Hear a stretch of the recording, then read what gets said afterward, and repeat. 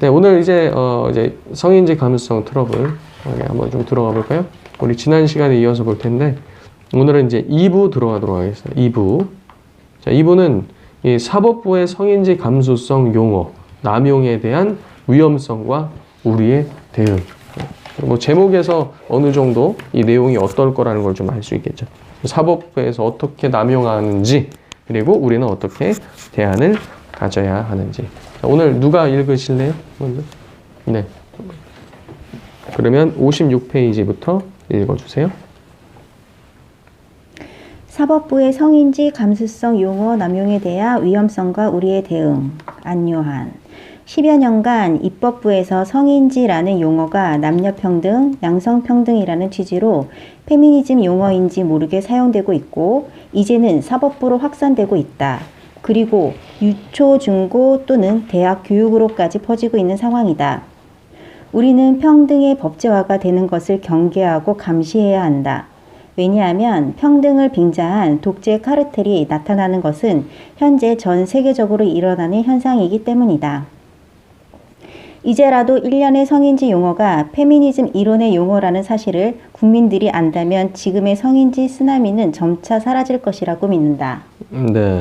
그러니까 성인지라는 단어 자체가 이미 저쪽 용어다라는 거죠. 57페이지 읽어주세요. 성인지 감수성 논란에 대한 개요.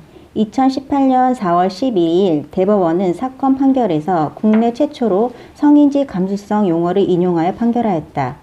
성인지 감수성 용어는 많은 법조인들조차도 용어가 어디에서 유래가 된 것인지 또는 개념조차 무엇인지 모르고 있다. 더군다나 이것은 정확한 법률 용어가 아니어서 법조인 사이에서도 큰 논란이 되고 있다.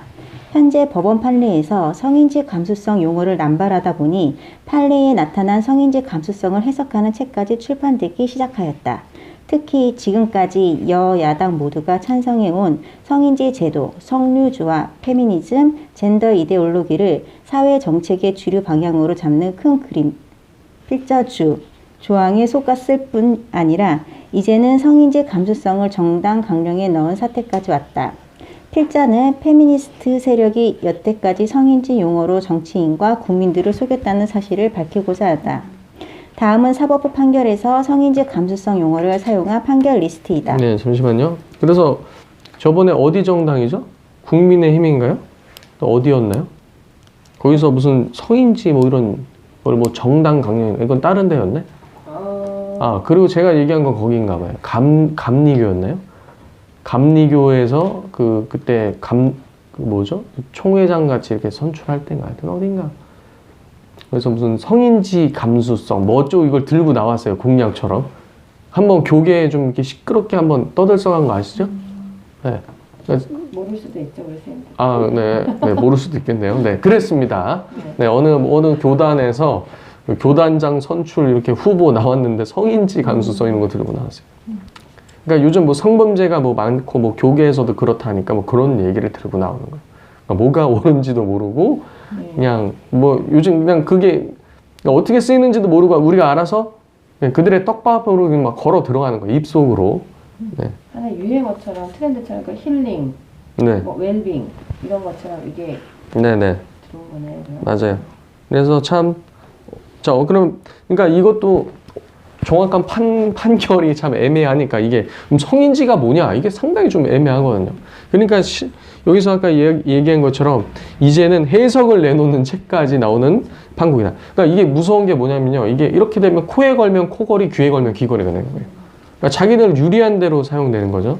그리고 실제로 이런 것들이 막 뉴스 보도를 통해서 나오는데 그래서 지금 뒤죽박죽 완전 엉망이 돼 있죠. 그렇기 때문에 이게 정치적으로 사용되기 상당히 좋은 거예요. 그래서 내가 하면은 괜찮은데 내가 하면 실수였고 네가 하면 감옥 가야 되고 뭐 이렇게 되는 겁니다. 자, 대법원 한번 판결 볼까요? 잠깐만 이건 그냥 눈으로만 봅시다. 2018년도 4월 12일에 판결이 이렇게 나왔고 뭐 다 읽을 수 없잖아요. 그죠? 2017-747 02 판결 이렇게 볼 수 없으니까 그 다음에 두 번째 대법원 판결도 2018년 그 다음에 세 번째 서울고등법원도 2018년 대전고등법원 2019년 울산지방법원 2019년 대법원 2019년, 헌법재판소 2020년 이렇게 관련해서 쭉 판례들이 지금 나오고 있다는 거예요. 근데 이것이 참 한 번에 이 판례들이 쌓이기 시작하면 이 판례를 바탕으로 해서 또 다른 판결들을 내리기 때문에 상당히 좀 문제가 될 수 있죠. 자, 지금 가뜩이나 결혼 안 한다고 하는데 이 성인지가 자칫 이 역차별로 인해서 남성들을 이제 얽어맨다면 더 결혼 안 하겠죠. 네, 약간 좀 그런 좀 문제도 있지 않을까 이게 좀 생각되는데 또 계속해서 한번 읽어주시겠어요? 우선 이러한 판결이 논란이 되는 이유 중 첫째로 사법부에서 굳이 성인지 감수성이라는 용어를 쓰지 않아도 되는데 2018년 이후 판례가 점점 늘어나고 있다. 심지어 헌법재판소에서도 사용하였다. 사건 판결문에 굳이 성인지 감수성 용어를 사용하지 않아도 됨에도 불구하고 사법부에서 성차별 문제를 이해하고 양성평등을 실현할 수 있도록 성인지 감수성을 잊지 않도록 유의하여야 한다라고 명시하는 이유가 무엇일까? 현재까지 성인지 감수성 용어를 인용한 판결문을 보면 판결문을 작성한 판사들은 성인지 감수성을 가지고 있어야 양성평등을 실현할 수 있다라고 판단하고 있음을 추측할 수 있다. 헌법 제36조에 명시되어 있는 양성의 평등을 언급하면서 양성평등이 성인지 감수성과 동일선상에서 해석되도록 판사들이 명문화하고 있다는 것은 상당히 심각하다. 성인지 감수성이란 논란이 되는 이유 중 둘째는 여성가족부가 다양을 존중하고 성인지 감수성 키우는 나다움 어린이 책이라는 책을 SNS를 통해 대대적인 홍보를 했다. 네, 그래서 우리가 여기서 좀 약간 공격 포인트를 찾는다고 하면 양성평등이라고 자꾸 나오고 있잖아요. 그럼 양성평등에서 남성이 차별받는 거를 우리도 이렇게 좀 찝어서 얘기를 해줘야겠죠. 균형 잡힌. 그리고 이제 시나 이런 데 정책 보면 그 여성 관련된 예산은 편성되어 있잖아요. 조례도 많고. 네, 남성 관련된 예산은 없죠. 그럼 왜 없는 거죠? 그러니까 그런 것들. 그러니까 남성들도 육아휴직을 하면은 그 돈을 그러면은 그 어디에요? 그런 예산, 성인지 예산 뭐 30 몇 조라면서요. 남성들에게 그 회사에게 줘서 남성들에게 오게끔 하든가 아니면은 회사에도 좀 주고 그러면 회사 입장에서는 어떻게 했어요? 야, 빨리 육아휴직 써. 빨리 아이 가져서 육아휴직해. 뭐 이런 좀 긍정적 풍토가 있지 않을까. 막 이상한 데 돈 쓰지 말고 좀 이런 데다 돈을 쓰라는 거죠. 그래서 회사도 좀 좋고 그리고 남성들도 그렇게 해야지 말 그대로 육아에 제대로 참여할 수 있을 거 아닙니까? 오히려 이런 거에 있어서 여성들이 목소리를 내줘야 될 것 같아요. 남성들은 잘 모르거든요. 그리고 관심도 없고 왜냐면 자기 일하느라 바쁘지. 그러니까 여성분들이 오히려 목소리를 내서 남편들이 같이 육아에 참여할 수 있게 성인지 예산, 남성 육아 휴직하는데도 편성을 해라. 뭐 이런 데도 좀 목소리를 좀 내야 되지 않을까. 그리고 이 양성 프레임을 이 성인지를 아예 이제 덮어버리는 쪽으로도 사용하면 좋기도 할 텐데 그게 안 되는 게 성인지 감수성 얘기하면서 다양성을 넣는다는 거죠. 다양성 넣으면서 이상한 말 그대로 뭐 동성가족부터 해서 별거를 다 이제 넣기 때문에 이제 문제다. 우리 나다움 책 통해서도 봤죠, 그죠? 자, 이어서 59페이지 위쪽 한번 좀 읽어주시겠어요?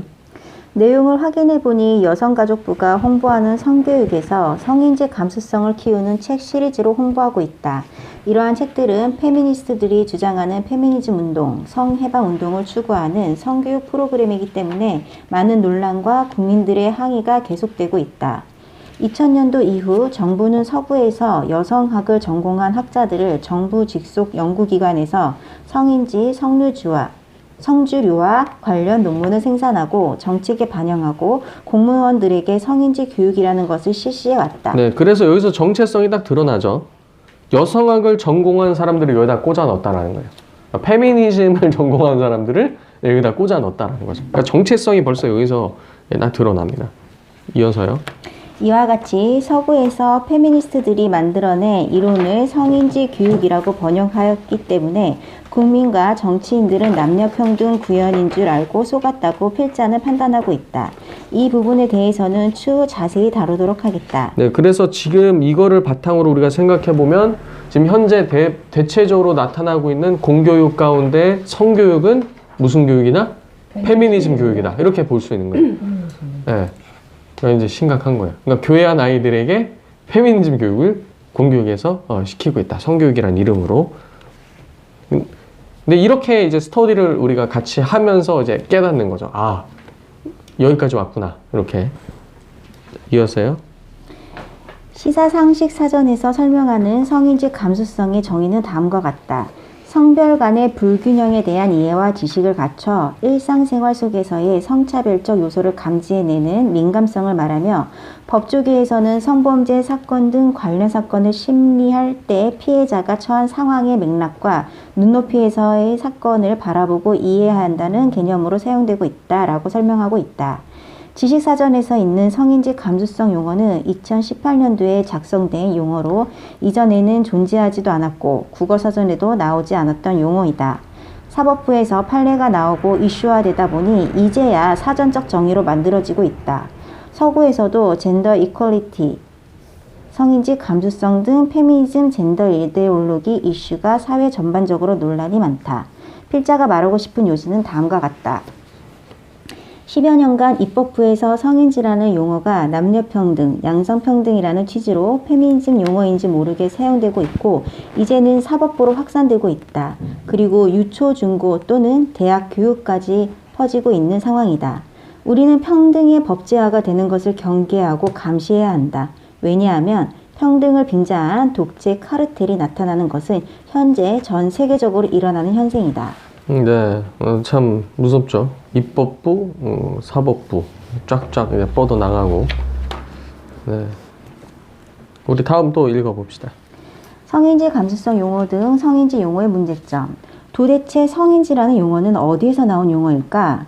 영어를 읽을 수 있는 사람들은 구글 등 영어권 검색 엔진에서 젠더 센시티비티 또는 젠더 센시티비 폴리시, 젠더 센시티비 인즈 페미니즘 등을 검색하면 이 용어가 어디에서 나왔는지 쉽게 찾을 수 있다. 인터넷 영어 자료들만 보더라도 젠더 센시티비티는 바로 페미니즘 사고 체계라는 것을 뜻하고 있다. 성인지는 쉽게 말하면 페미니스트 세력이 성차별을 인지하라는 이론적 용어이다. 그러므로 성인지는 성차별과 성별차별 그리고 페미니즘이라고 생각하면 이해가 쉽다. 더 나아가 페미니즘, 젠더 이론가들이 융성해지면 서구처럼 성인지는 페미니즘, 그리고 젠더 이데올로기, 수식까지 성별을 주장, 성별 해체, 가정 해체까지 확대 해석될 것으로 예상된다. 성인지를 좀 더 자세히 설명하면 자세히 설명하면 성별, 젠더, 서구에서는 성별을 젠더라 칭하고 있음. 젠더 학계에서는 성별 차별을 넘어서서 젠더 차별을 주장하기 시작. 필자, 주를 다시 말해서 성별 차별인지 센시티비티, 감수성을 가지고 반응하라는 뜻인지 뜻한다. 필자는 안 해도 될 것 같아요. 네. 다음의 이미지는 젠더 센시티비티 is feminism을 검색했을 때 쉽게 찾을 수 있는 자료 중 하나이다. 영어권에서도 페미니스트가 강의할 때 성인지 감수성, 젠더 센시티비티 용어를 가지고 페미니즘을 설명하고 있다. 그래서 보면은 이 젠더 센시티비티가 단지 이제 남녀 간의 그런 성적인 뭐 실수 뭐 이런 것들을 하지 않게 좀 더 예민하게 좀 뭐 보자 뭐 이런 차원이 지금 넘어서 이 젠더라는 것을 통해서 제3의 성까지 꾸겨 넣고 있는 거죠. 그래서 그들의 제3의 성까지도 우리가 센시티비티하게 반응을 해야 된다. 뭐 이렇게 지금 얘기하고 있는 거예요. 지금 제 아내가 지금 육아를 하면서 그 넷플릭스를 좀 이렇게 보고 있거든요. 네, 뭐 찬양도 듣고 뭐 다른 것도 하지만 예, 넷플릭스도 좀 보는데 저도 보면서 이 미드를 좀 이렇게 저도 안고 있으면서 이렇게 좀 봅니다.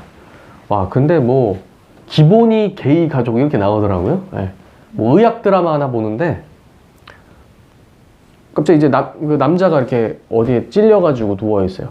눈이 너무 폭설로 인해서 의사가 도착했는데 저쪽에 아마 저의 남편이 이렇게 넘어져서 지금 저쪽에 있습니다. 이렇게 얘기하는 거예요. 남편?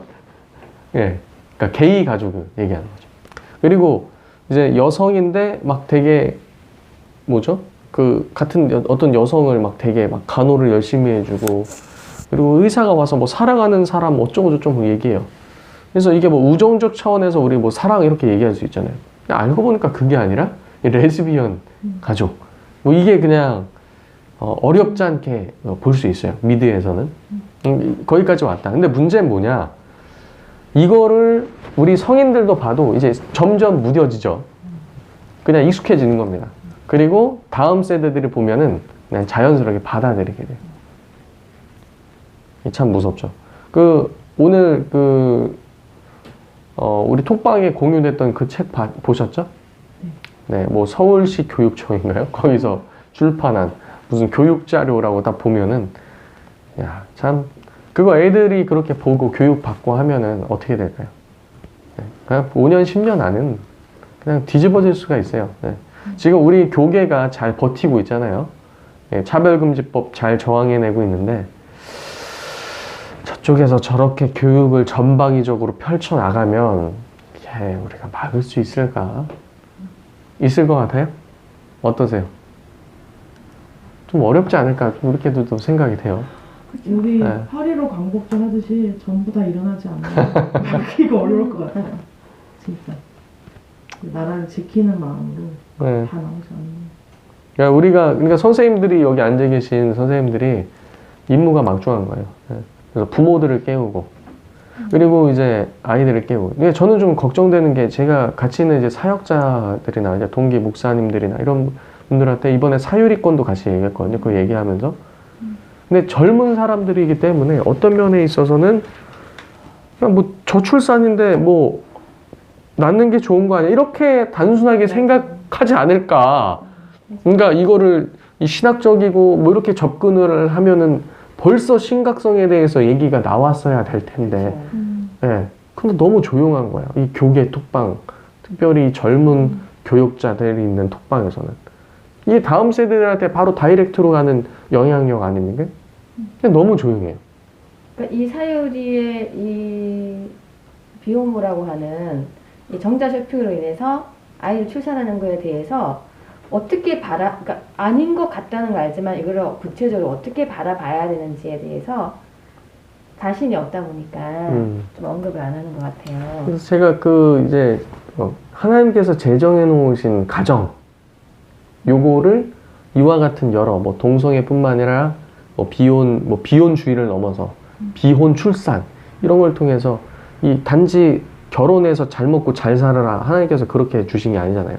그래서 그 의상의 의미를 하나님께서 가정에 부여하셨는데, 성에 부여하셨는데 좀 전방위적으로 이러고 있다. 참 이런 문제에 있어서 좀 교계가 좀 심각하게 좀 일어나는, 저는 사실 그게 좀 걱정이에요. 나중에 이 젊은 이 기독 좌파에 물든 그 사역자들이 뭐 동성애나 이런 걸로 인해서 언제 세상이 망했어 이러면서 논리가 그거예요. 과거에도 동성애 있었잖아. 있었죠.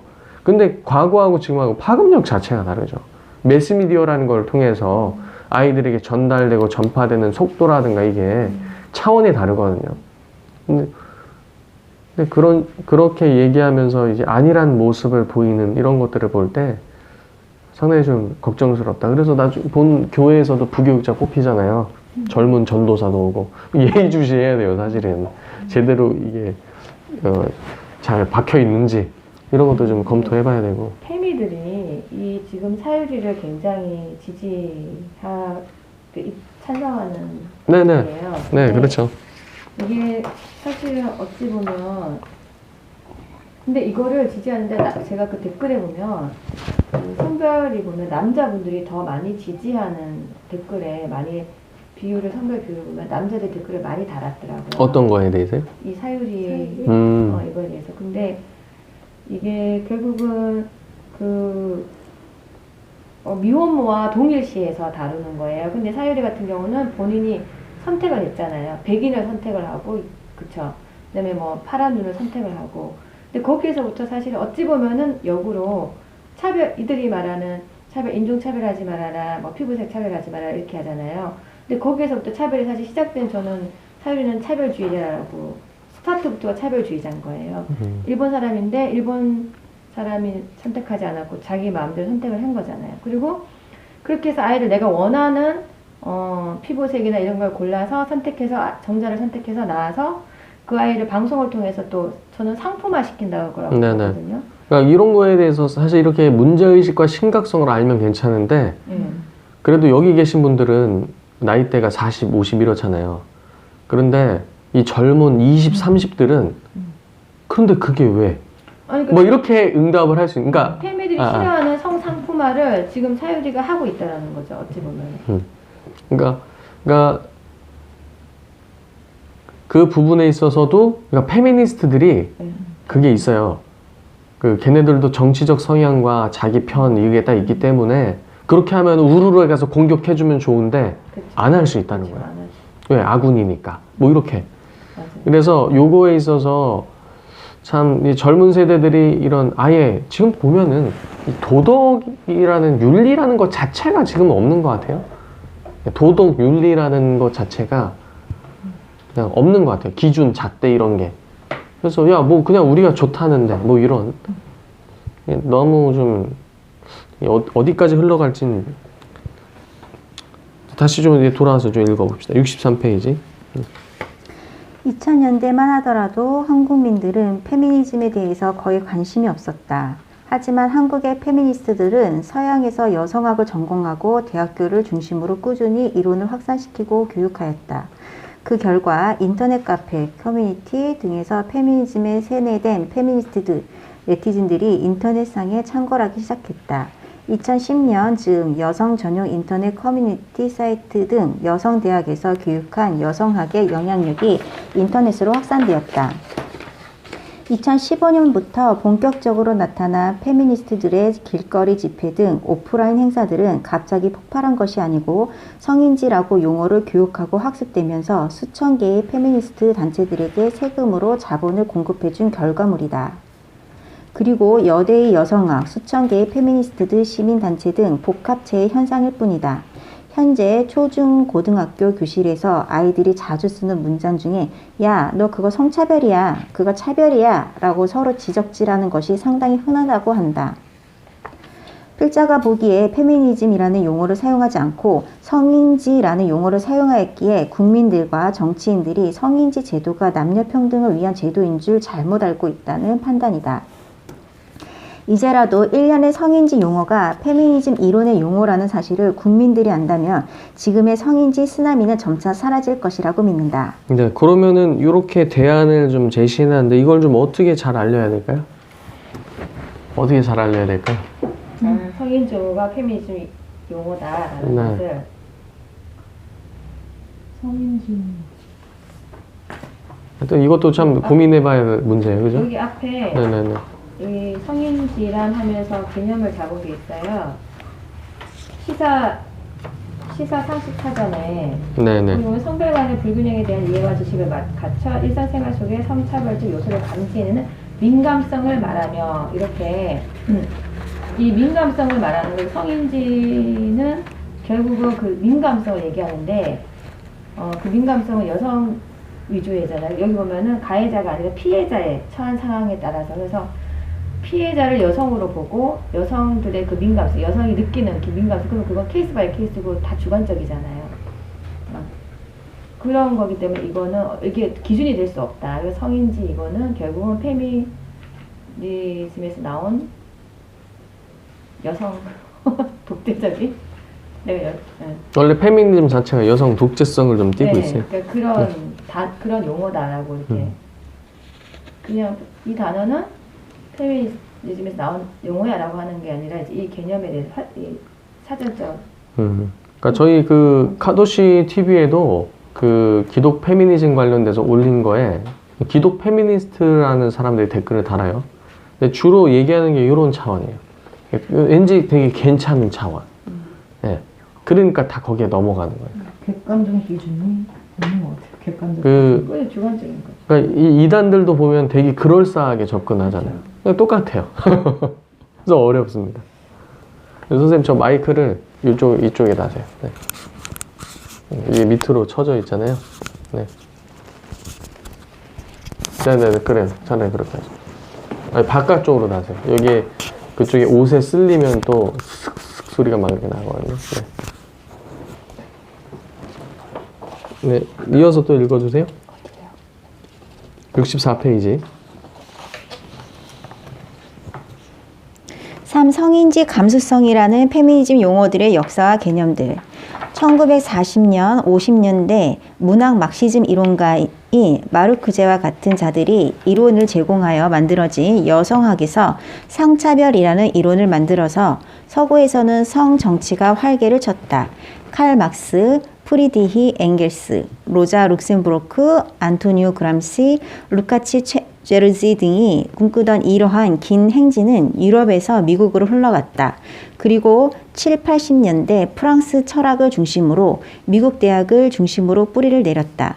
미국 예일대 영문학과를 시작으로 문학, 철학, 교육학 등 인문학 전 분야의 광범위하게 포스트 모더니즘 등으로 용어를 채택한 변형된 문화 막시즘이 그 뿌리이다.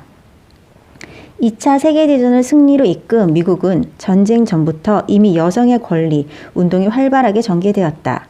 미국은 건국 이후 자유와 평등에 대한 가치에 대한 운동이 있어 왔고 흑인 노예 해방운동, 여성들의 선거 투표권 확보 등 여러 분야에서 점진적으로 변화되어 가고 있었다.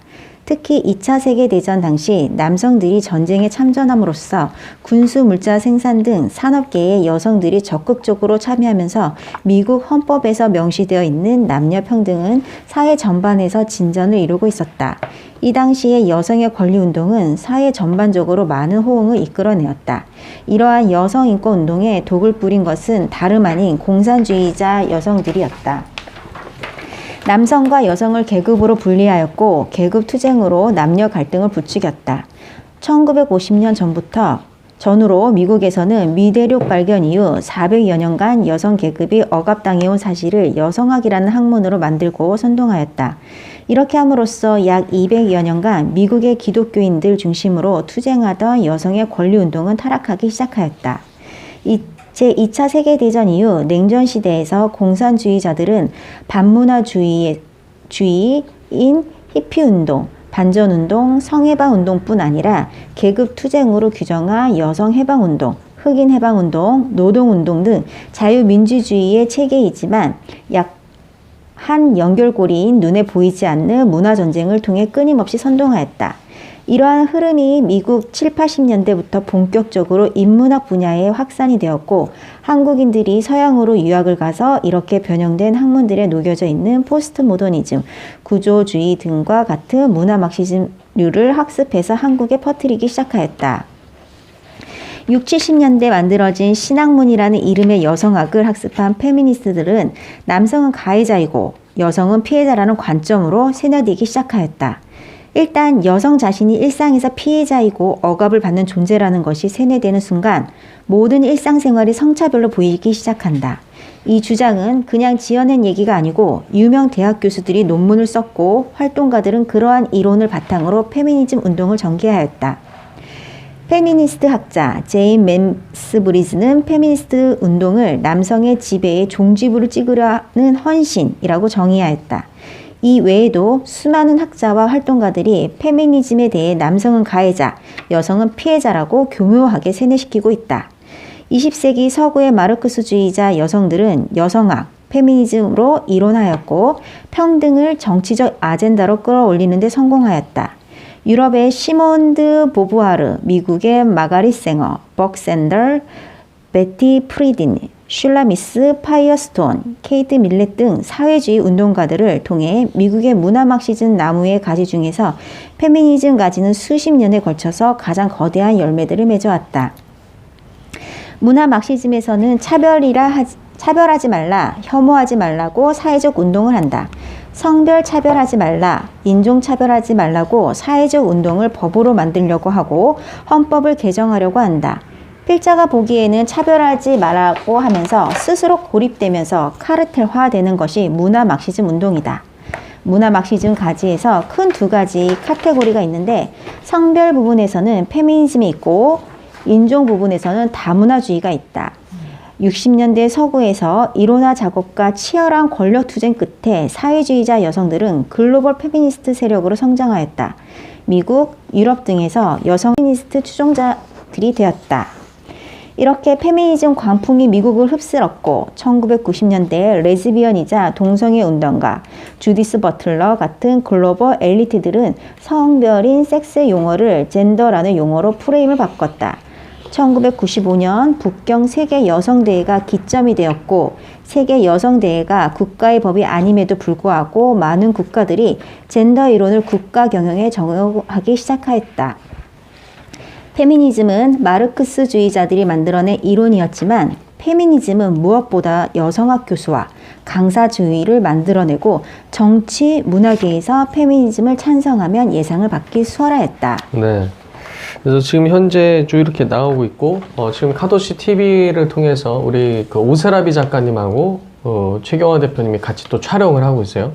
굉장히 그 편집 잘 돼서 나오는 거 아시죠? 그래서 여러분들도 그렇게 좀 이렇게 공부도 하시고 이렇게 하면 좋을 것 같습니다. 우리 잠깐 쉬었다가 또 69페이지 이어서 하도록 하겠습니다.